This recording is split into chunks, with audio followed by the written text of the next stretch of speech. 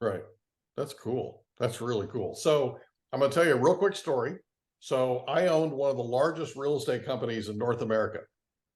And I was at the office one day on a Saturday afternoon trying to catch up on some paperwork.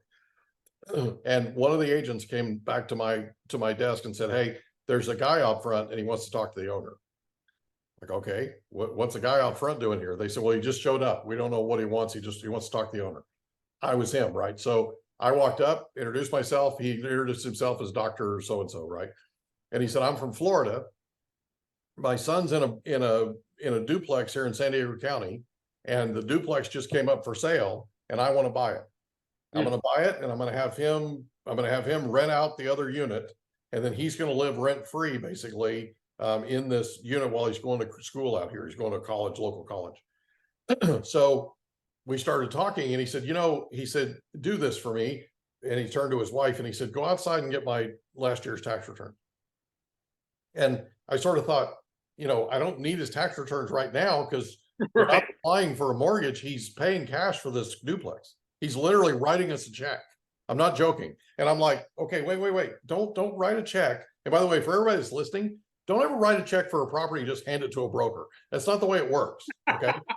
If you want to put a deposit down, that's fine, but the deposit needs to go to the escrow company, not the broker. Okay. Anyway, I mean, right. So I'm trying to coach him a little bit, and he's a little stubborn, but I'm trying to coach him. He sends his wife out to their car to get his tax returns from last year. He brought everything with him so that he could qualify if he needed to. He could show what he needed, right? And so she's like, "You don't need it." And I said, "Sir, you don't need it." He said, "I just humor me. Go get it." So he brings me. He shows me his tax return.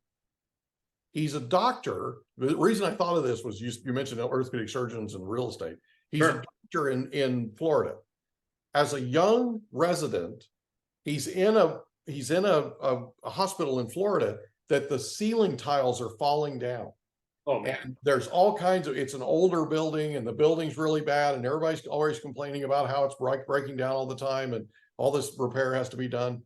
And so he goes to the board, the administrative board, and he says, "Hey, if I was to build a new hospital, because they didn't have the funds, if I was to build a new hospital, could I lease it to you on a 45-year lease?" And they said, "Absolutely. We'd sign the lease today." Wow. So they signed the lease, which is key to this. Okay.